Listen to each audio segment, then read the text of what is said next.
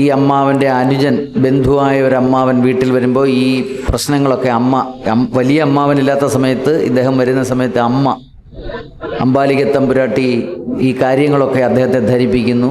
അദ്ദേഹം വളരെ ക്ഷുഭിതനാകുന്നു. അമ്മാവൻ്റെ മക്കളെ ഇംഗ്ലീഷ് സ്കൂളിൽ വിട്ടിട്ട് ഇവനെ ഇങ്ങനെ കൊണ്ടുവിടുന്നത് ശരിയല്ല, ഞാൻ ഇന്ന് തന്നെ അത് പറഞ്ഞ് മാറ്റുന്നതാണെന്നൊക്കെ പറഞ്ഞു. വലിയ അമ്മാവൻ വന്ന സമയത്ത് ഈ ചെറിയ അമ്മാവൻ അദ്ദേഹത്തോട് ദേഷ്യപ്പെട്ട് കാര്യങ്ങളൊക്കെ പറയുകയും ഇല്ലെങ്കിൽ ഞാൻ അവനെ കൊണ്ടുപോയി ഇംഗ്ലീഷ് സ്കൂളിൽ പഠിപ്പിക്കും എന്നൊക്കെ പറഞ്ഞ് വാശി പിടിക്കുകയൊക്കെ ചെയ്തപ്പോൾ അമ്മാവൻ സമ്മതിക്കുന്നു. അങ്ങനെ രാമവർമ്മയെ, കൊച്ചു രാമവർമ്മയെ ചേർത്തല സ്കൂളിൽ, ഇംഗ്ലീഷ് സ്കൂളിൽ കൊണ്ടുവന്ന് ചേർക്കുന്നു. അങ്ങനെ 9ാം ക്ലാസ് വരെ അദ്ദേഹം ഔദ്യോഗിക വിദ്യാഭ്യാസം നടത്തിയുള്ളൂ. അങ്ങനെ ആ സ്കൂളിൽ അപ്പോൾ ആ സമയത്തൊക്കെ ചെറുതായി അദ്ദേഹം വരികൾ ഇങ്ങനെ എഴുതുക, ഭാവന കാണുക, അത് കുറിച്ചു വെക്കുക, ഇതൊക്കെ അദ്ദേഹത്തിൻ്റെ ഒരു ശീലമായി. അങ്ങനെ ചേർത്തല സ്കൂളിൽ നടന്ന കവിതാരചനാ മത്സരം, ആ കവിതാരചനാ മത്സരത്തിൽ കോളുകൊണ്ട വേമ്പനാട്ടുകായൽ, അതായിരുന്നു അദ്ദേഹത്തിൻ്റെ കവിത രാമവർമ്മയുടെ. അതിന് 2ാം സ്ഥാനം കിട്ടി. ആദ്യത്തെ അംഗീകാരമാണ് 2ാം സ്ഥാനം. കോളുകൊണ്ട വേമ്പനാട്ടുകായൽ എന്ന് പറയുന്ന കവിതയ്ക്ക്. അന്ന് 1ാം സ്ഥാനം കിട്ടിയത്, അല്ലെ 1ാം സ്ഥാനം കിട്ടിയത് പരമേശ്വരൻ ഉണ്ണി. 2ാം സ്ഥാനം രാമവർമ്മ, രാമവർമ്മ തിരുമുൽപ്പാട്. അന്ന് 1ാം സ്ഥാനം കിട്ടിയ പരമേശ്വരൻ ഉണ്ണിയാണ് പിന്നീട് ഭാരതീയ വിചാര കേന്ദ്രത്തിൻ്റെ ഡയറക്ടറായി വന്ന പി പരമേശ്വർജി. അദ്ദേഹത്തിന് 1ാം സ്ഥാനവും കൊച്ചു രാമവർമ്മയ്ക്ക് 2ാം സ്ഥാനവും. അങ്ങനെയാണ് ആ കവിത. അത് വയലാർ അല്ലെങ്കിൽ രാമവർമ്മയിൽ വലിയ ആത്മവിശ്വാസം കൊണ്ടുവന്നു. അദ്ദേഹം നിരന്തരമായി കവിതകൾ എഴുതാൻ തുടങ്ങി. ഇങ്ങനെ കവിതകൾ എഴുതിക്കൊണ്ടിരിക്കുന്നു. 9ാം ക്ലാസ്സിൽ അദ്ദേഹത്തിൻ്റെ ഔദ്യോഗിക വിദ്യാഭ്യാസം അവസാനിച്ചു. അവരുടെ കുടുംബവുമായി, അല്ലെങ്കിൽ ഈ പരദേവതയാണ് അല്ലെങ്കിൽ ദൈവമാണ് ഏറ്റുമാനൂരപ്പൻ. ഏറ്റുമാനൂരിൽ ഭജനമിരിക്കുക എല്ലാ വർഷവും ഒരു ചടങ്ങാണ്. അങ്ങനെ ഏറ്റുമാനൂരിൽ ഭജനമിരിക്കുന്നു. അദ്ദേഹം ഭജനമിരിക്കുന്ന സമയത്താണ് പുന്നപ്ര വയലാറിൽ വെടിവെപ്പുണ്ടാകുന്നത്. പിറ്റേ ദിവസത്തെ പത്രത്തിലൂടെയാണ് അദ്ദേഹം വെടിവെപ്പിൻ്റെ കാര്യം അറിയുന്നത്. അതിനുശേഷം അദ്ദേഹം തിരികെ വരുന്നു. അധികം വൈകാതെ ഈ വലിയ അമ്മാവൻ്റെ ഭാര്യ അമ്മായി മരണപ്പെടുകയാണ്. അതിനകത്ത് ഏറ്റവും വലിയൊരു പ്രത്യേകത, ആ അമ്മാവൻ എത്ര വേണമെങ്കിലും കല്യാണം കഴിക്കാമെന്നുണ്ടായിട്ടും അമ്മാവൻ ഒരേ ഒരാളിനെ മാത്രമേ കല്യാണം കഴിച്ചുള്ളൂ. ഈ നമ്മൾ രാമവർമ്മയോട് മോശമായി പെരുമാറി എന്ന് പറയുമ്പോഴും ഒരാളെ മാത്രമേ അമ്മാവൻ കല്യാണം കഴിച്ചുള്ളൂ. ആ അമ്മാവൻ ഈ കല്യാണം കഴിച്ചതൊരു നായർ സ്ത്രീയെയാണ്. ആ നായർ സ്ത്രീയെ കല്യാണം കഴിച്ചാലും അടുക്കളയിൽ കയറാൻ അവകാശമില്ല. പക്ഷെ അമ്മാവൻ വെല്ലുവിളിച്ച് ഈ നായർ സ്ത്രീയെ അടുക്കളയിൽ കയറ്റി പാചകം ചെയ്തു. അത് അവിടെ വലിയ കോളിളക്കം, ഈ കുടുംബങ്ങളിലൊക്കെ വലിയ കോളിളക്കം, ഇവരുടെ സമുദായത്തിൽ വലിയ കോളിളക്കം ഉണ്ടാക്കി. പക്ഷെ അമ്മാവൻ കൂസാക്കിയില്ല, അല്ലെങ്കിൽ അമ്മാവൻ ഇതൊന്നും മൈൻഡ് ചെയ്തില്ല. ഇതൊക്കെ കണ്ടുകൊണ്ടാണല്ലോ ഈ ചെറിയ കുട്ടി ഈ പ്രതിരോധങ്ങളൊക്കെ കണ്ടാണ് വയലാർ വളർന്നു വരുന്നത്. അപ്പോൾ സ്വന്തം നാട്ടിലുണ്ടായ പ്രതിരോധം, തൊഴിലാളി സമരങ്ങൾ, ഈ പ്രതിരോധം, അതായത് എവിടെയും നീതിക്ക് വേണ്ടിയുള്ള മുന്നേറ്റങ്ങളൊക്കെ വയലാറിനെ അല്ലെങ്കിൽ ഈ രാമവർമ്മ തിരുമുൽപ്പാടിനെ സ്വാധീനിക്കുന്നുണ്ട്. അങ്ങനെ അദ്ദേഹത്തിൽ രൂപപ്പെട്ടു വന്ന ഒരു പുരോഗമന ചിന്താഗതി അതിങ്ങനെ മുന്നോട്ട് വരുന്നു. അദ്ദേഹം കവിതകൾ എഴുതുന്നു, കൊച്ചു കൊച്ചു വരികൾ എഴുതുന്നു, പലർക്കും അയച്ചു കൊടുക്കുന്നു. പലതും ഒന്നും പ്രസിദ്ധീകരിക്കുന്നില്ല, പലതും തിരിച്ചു വരുന്നു. അങ്ങനെ ഇരിക്കുമ്പോഴാണ് ഒരു ദിവസം ഒരു കവിത വരുന്നു. വിരാട് എന്ന് പറഞ്ഞ് കൊച്ചിയിൽ നിന്നിറങ്ങുന്ന ഒരു മാസികയിൽ ഒരു കവിത അടിച്ചു വരുന്നു. അപ്പോൾ അത് അദ്ദേഹത്തിന് വലിയ സന്തോഷമായി. ആദ്യമായി അച്ചടി മഷി പുരണ്ടു വരികയാണ്, അത് വരുന്നു. അപ്പോൾ അത് ഈ ഭജനത്തിന് പോകുന്നതിന് മുമ്പായിട്ടാണ്. അദ്ദേഹം ഭജനമിരിക്കുന്ന സമയത്ത്, അദ്ദേഹം ഭജനത്തിന് പോയതുകൊണ്ട് അദ്ദേഹത്തിനൊരു ഗുണമുണ്ടായി. വടക്കുംകൂർ രാജരാജവർമ്മ അദ്ദേഹം ആ സമയത്ത് ഏറ്റുമാനൂരിൽ വരികയും തൊട്ടടുത്ത മനയിൽ താമസിച്ച്, മൂസിൻ്റെ വീട്ടിൽ താമസിച്ചാണ് അദ്ദേഹം ഭജനം നടത്തുന്നത് 7 ദിവസത്തെ. അദ്ദേഹത്തോട് ചോദിക്കുന്നു, ഈ പയ്യൻ ആരാണ് എന്ന് ചോദിക്കുന്നു. അപ്പോൾ ഇങ്ങനെ രാഘവപ്പറമ്പ്, ചേർത്തല രാഘവപ്പറമ്പിലെ ഇളയ തലമുറക്കാരനാണെന്നൊക്കെ പറയുന്നു. വിളിക്കുന്നു, നിനക്ക് സംസ്കൃതം അറിയാമോ എന്ന് ചോദിക്കുന്നു. അറിയാം. കവിത അറിയാം. നീ വല്ലതും എഴുതിയിട്ടുണ്ടോ?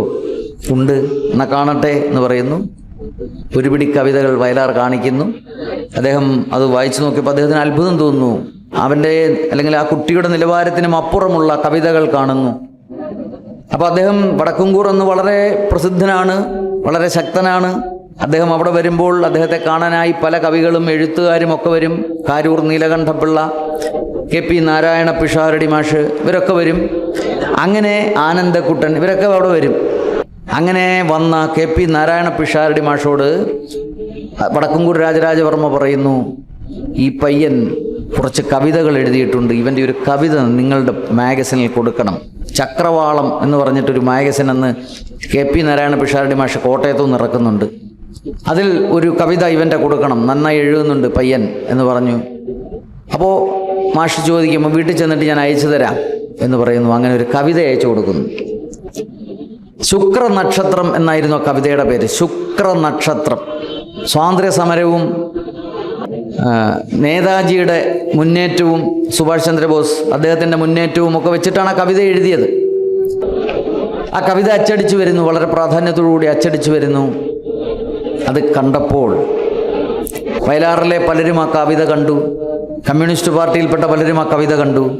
ശുക്രനക്ഷത്രം എന്നത് പ്രതീക്ഷയുടെ നക്ഷത്രമായിട്ടാണ്. ഈ അടിമത്തത്തിൽ നിന്നും സ്വാതന്ത്ര്യം കിട്ടാൻ പോകുന്ന ആ പ്രതീക്ഷയാണ് ആ ശുക്രനക്ഷത്രത്തിൽ രാമവർമ്മ അവതരിപ്പിച്ചിരിക്കുന്നത് എന്ന് കണ്ടു. ശുക്രനക്ഷത്രം ചുവപ്പാണ്, ശുക്രനക്ഷത്രത്തിൻ്റെ നിറം ചുവപ്പാണ്.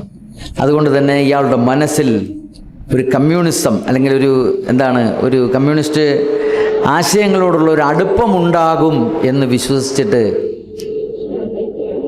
ആലപ്പുഴയിലെയും വയലാറിലെയും ഒക്കെ കമ്മ്യൂണിസ്റ്റ് അന്ന് രഹസ്യമായി പ്രവർത്തനമാണ്. അതിൻ്റെ ഭാഗമായിട്ട് ഇവർ രാഘവപ്പറമ്പ് പോലൊരു വലിയ കോവിലകത്തെ ഇളമുറക്കാരൻ ഇത്തരത്തിൽ പുതിയൊരു സമീപനം സ്വീകരിക്കുന്നു ജീവിതത്തിൽ, രാഷ്ട്രീയത്തിൽ എന്നൊക്കെ കണ്ടിട്ട് അദ്ദേഹത്തെ കാണണം. ഈ ശുക്രനക്ഷത്രം വലിയൊരു പ്രതീക്ഷയാണ് നമുക്കും, അതുകൊണ്ട് അദ്ദേഹത്തെ നമ്മളോടൊപ്പം നിർത്തണം. അതിനുവേണ്ടി ഒരാളിനെ ചുമതലപ്പെടുത്തുന്നു. അദ്ദേഹത്തിൻ്റെ പേര് CK കുമാരപ്പണിക്കർ. ചിലപ്പോൾ CK കുമാരപ്പണിക്കരെ അറിയില്ല, പക്ഷെ അദ്ദേഹത്തിൻ്റെ മകനെ നമ്മൾ അറിയും. അദ്ദേഹത്തിൻ്റെ പേരാണ് ചന്ദ്രപ്പൻ എന്ന് പറയുന്ന പഴയ MP ആയിരുന്ന CPIയുടെ സംസ്ഥാന ജനറൽ സെക്രട്ടറി ആയിരുന്ന CK ചന്ദ്രപ്പൻ അദ്ദേഹമാണ്. അപ്പോൾ കുമാരപ്പണിക്കർ ഒരു കത്ത് ഒരു സഖാവിൻ്റെ കൊടുത്തയച്ചിട്ട് ഒന്ന് കാണണം എന്നൊരു കത്ത് കൊടുത്തയച്ചു. അന്ന് എല്ലാവർക്കും പേടിയാണ് കുമാരപ്പണിക്കർ. വയലാർ സ്റ്റാലിൻ എന്നാണ് അദ്ദേഹം അറിയപ്പെടുന്നത്. അദ്ദേഹം ഈ പോലീസിൻ്റെ ഭാഷയിൽ അദ്ദേഹം വലിയ പ്രശ്നങ്ങളൊക്കെ ഉണ്ടാക്കുന്ന ആളാണ്, വളരെ വിപ്ലവകാരിയാണ്, അക്രമകാരിയാണ് എന്നൊക്കെയാണ് അവരുടെ പട്ടികയിൽ. അങ്ങനെ അപ്പം നാട്ടിലൊക്കെ ഇദ്ദേഹത്തെ ഒരു ഭയമുണ്ട്. അദ്ദേഹമാണ് കത്ത് കൊടുത്തയച്ചിരിക്കുന്നത്. വായിച്ചപ്പോൾ രാമവർമ്മയ്ക്ക് ഒരു ഭയമുണ്ടായി, ഇയാൾ എന്തിനാണ്, കാരണം കമ്മ്യൂണിസ്റ്റ് ആശയം അല്ലെങ്കിൽ കമ്മ്യൂണിസ്റ്റുകാരുടെ ദൃഷ്ടിയിൽ ഇതൊരു ഫ്യൂഡൽ മാടമ്പിയാണ്. കോവിലകം, വളരെ വലിയ കോവിലകം, ഏക്കർ കണക്കിന് സ്വത്ത്, ജന്മിത്വം, ഇനി എന്തിനാണ് ഇദ്ദേഹം എന്നെ കാണണമെന്ന് പറയുന്നത്? രാമവർമ്മ ഭയന്നു. എങ്കിലും രാത്രിയിൽ പടിഞ്ഞാറ് വെളിമ്പറമ്പിൽ വെച്ച് കാണാം എന്ന് മറുപടി എഴുതി കൊടുത്തയച്ചു. അങ്ങനെ പടിഞ്ഞാറെ വെളിമ്പറമ്പിൽ വെച്ച് രാത്രിയിൽ ഇവർ തമ്മിൽ കാണുകയാണ്. അപ്പോൾ കണ്ട് സംസാരിച്ചപ്പോഴാണ് കേട്ട ആളൊന്നുമല്ല അദ്ദേഹം എന്ന് മനസ്സിലാക്കുന്നത്. അദ്ദേഹം അപേക്ഷിക്കുകയാണ് ചെയ്തത്, ഞങ്ങളോടൊപ്പം നിൽക്കണം, പുരോഗമന ആശയത്തിനോടൊപ്പം നിൽക്കണം, പാവപ്പെട്ടവന് വേണ്ടി പോരാടണം, തൊഴിലാളിക്ക് വേണ്ടി പോരാടണം, നീതിക്ക് വേണ്ടി പോരാടണം. വയലാറിൽ വലിയ മാറ്റം, രാമവർമ്മയിൽ അത് വലിയ മാറ്റമുണ്ടാക്കി. അദ്ദേഹം അങ്ങനെ ആശയങ്ങൾക്ക് പിന്നാലെ സഞ്ചരിക്കാൻ തുടങ്ങി. അങ്ങനെ ഇരിക്കുമ്പോൾ അദ്ദേഹത്തിന് അമ്മായി ആദ്യം മരിക്കുന്നു. അധികം വൈകാതെ ഭ്രാന്ത് വന്ന് അമ്മാവനും മരിക്കുന്നു. അതോടുകൂടി ആ വലിയ കുടുംബത്തിൻ്റെ ഉത്തരവാദിത്വം രാമവർമ്മയുടെ തലയിലാവുന്നു. ഒരുപാട് വസ്തുവൊക്കെ ഉണ്ട് എന്നുള്ളത് കൊണ്ട് വരുമാനമുണ്ട് ഇല്ലല്ലോ. അപ്പോൾ അദ്ദേഹത്തിന് വരുമാനം കുറവാണ്, പണം കുറവാണ്, പൈസ കുറവാണ്. അദ്ദേഹത്തിന് മുന്നോട്ട് പോകണം ജീവിതത്തിൽ. ആ സമയത്ത് അദ്ദേഹം കൂടുതൽ കവിതകൾ എഴുതി കൂടുതൽ വാരികകളിലേക്കും മാഗസിനുകളിലേക്കൊക്കെ അയക്കുന്നു. അങ്ങനെ കുറേശ്ശെ പൈസയൊക്കെ ഈ പ്രസിദ്ധീകരിക്കുമ്പോൾ ചിലരൊക്കെ പൈസ അയച്ചു കൊടുക്കുന്നു. അപ്പോൾ അദ്ദേഹത്തിൻ്റെ ഒരു ആശയം തോന്നി, എൻ്റെ ഈ കവിതകളെല്ലാം കൂടി ചേർത്തൊരു പുസ്തകമാക്കിയാലോ.